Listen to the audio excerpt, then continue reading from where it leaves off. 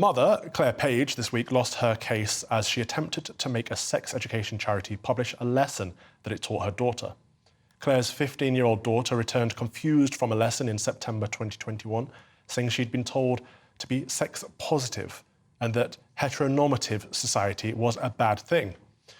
A first-tier tribunal has now ruled that the School of Sexuality Education can keep details of the lesson private due to rules relating to confidentiality and the charity's commercial interests. Clare has been instructed, she's instructed her lawyers to appeal and hopes to take the case to an upper-tier informational tribunal. Here to discuss this, I'm delighted to welcome the Director of the Family Education Trust, Peter Williams. Peter, thanks for coming on. Thank you for having me. Great to be with you. This is a complicated one. Let's give our viewers a bit of a synopsis. So Clare's daughter returned to her from school after having been taught some quite sketchy content in the classroom, and Clare was upset about this, tried to find out what the lesson content was. The school was guarded because they're using a third-party external resource.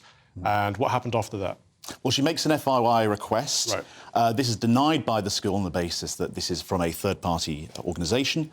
This then goes to a tribunal, and a judge has decided that actually, no, the commercial interests of this organisation trump the right of a parent to actually see this material that's been exposed to her child. So actually, we've had the school see it, we've had an information commissioner see it, we've had a judge see it, but we actually haven't had the parents see it, which should be scandalous. It is scandalous because they're saying the commercial interests of the third-party company trump the child's welfare. Exactly. And by commercial interests here, we mean that they're afraid that someone might copy their resources and there's a copyright claim there. But surely if that's the case, schools shouldn't be able to teach that content. Surely the priority should be for parents to know what their child is being taught. Exactly. Well, what we're seeing is a prioritisation of what I can only describe as a sex education industrial complex of not only these third-party organisations and their commercial interests, but also the educational establishment and the political establishment over this kind of ideology that is now being fed as a part of institutional capture throughout the system, from schools right up to the DfE, the Department for Education, and then also the indoctrination of children that is coming as a result of that. What got me so riled up about this one, Peter, is that the judge acknowledged that the content was controversial and that it was teaching practices and ideas that are worthy of public scrutiny, but still ruled against Clare. Exactly. Well, if we're going to have RSE, and what often happens with this is that people can have their children taken out of the S bit, the sex bit, but the R and the health bit as well, RSHE, that is the means by which these activists actually get their ideology in. So if we're going to have this, then there should be total transparency. The family is the foundational and natural unit of society. It has a deserving of the protection from society and the state, and not only that, if that is the case, then there has to be transparency and parents have to be the primary educators of their children. And if you don't have that transparency, that can't function. Instead, children are subject to the interests of activists rather than the parents themselves. Absolutely. I would say that children belong to God, but other than that, they belong to their parents, not to the state and not to the school. That's right. That's bonkers to me. But this RSE curriculum that you just mentioned was brought in by the so-called Conservative government, and you're quite right that the sex elements are still optional. Parents can take their children out, but the relationship part is obligatory. That's right. However, the way it's taught is that these are interchangeable, and actually schools are struggling because teachers are not trained in how to teach sex education or relationship education. No. So they're recruiting these outside resources, whether they are people coming into schools or literal resources that they're teaching, and they are what have been infiltrated. So even if schools don't have activist teachers, they're bringing activism through the back door. That's right. And that's utterly unacceptable. There has to be a prioritisation of the rights of parents as ordinary citizens who are being a part of the educational system, and their children are part of the system.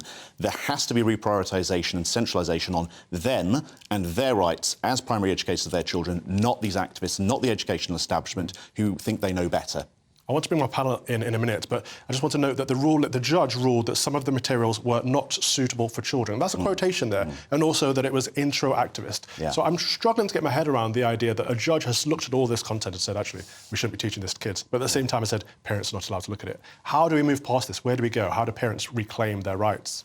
Well, I think there has to be firstly, there has to be a recapture of the system. I think I would encourage as many people to become governors of schools, because actually governors have a lot of power over these kind of areas. areas. I think that's really hugely important. But at the same time, there has to be some kind of political reform to make sure the parents have a statutory right to this kind of, to certainly some transparency. Also, I don't think RSE should be at all compulsory. I think it should be entirely something which is optional for parents. And then again, it should still be a matter of negotiation between parents, the schools, anyone else they want to involve. I would agree. I would say this is stuff that parents should be teaching their children and not schools. I'm going to come to my panel now.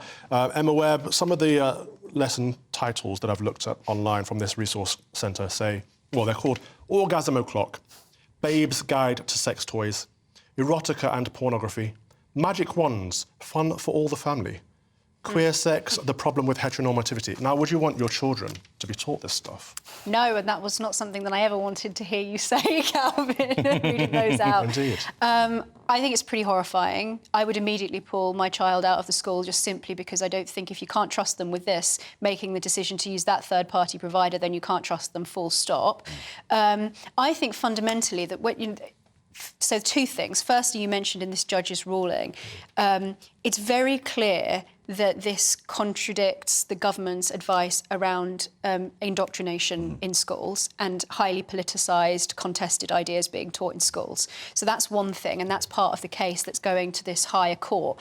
The second thing is that if the court is ruling that the commercial interests of the company are more important than the public interest, given that the Education Secretary actually wrote to schools, I think it was in March this year, saying that all materials should be made available to teachers, there should be a straightforward ban on using any third-party providers that cannot disclose that material because of their commercial interests. Yeah. Those are not organisations that are fit for operating in schools if they can't share that material. And frankly, I think it's a bit suspect if there's any organisation working in a school that wouldn't want to be completely transparent with parents and accountable. Of course it would at least, by the way, be possible to put it up on the school website or some means by which that would happen, an intranet or some description, rather than just put it out into the public realm. That way the parents could see it and it wouldn't be a problem commercially. So there should be some means. Aaron, what's your take on this? Well, there's some points of agreement and disagreement. I think, first of all, I think RSE is good, personally. I think it's good to teach young people that not everybody is like you, not everybody thinks like you. You live in a society where people disagree, and we need to teach children to mediate those differences properly. But then on the specifics of this, I think the IP, the intellectual property arguments, is just so strange. You would think they're talking about, a nuclear fusion reactor. They say if the blueprints are available, people could copy them and it would be a big commercial downside for us. I don't quite buy that for this. But this, from the judgment, was just remarkable. The Commissioner recognised that in this area, parents have rights to decide what is or is not taught to their children, as you've been saying. He notes that those rights cannot be exercised in a meaningful way without parents being aware of the subject matter their children are likely to be taught. So I don't understand how you can say that and then come to this conclusion. And finally, look, I don't think it should be like a left-right thing. You have a private enterprise going into a public school being funded through taxpayer money, and they're saying, we will not disclose the materials to the parents. This is taxpayer money. Yeah. And when it comes to taxpayer money, everybody out there, whether they vote Liberal, Tory or Labour, thinks that you should have a certain measure of scrutiny with that. So look, if you want to make money and have a business by teaching kids in schools funded by taxpayers, you clearly have to disclose the materials you're teaching. Seems quite obvious to me. Amen. Thank you all very much. Peter Williams, the Director of the Family Education Trust, thank you for your time today.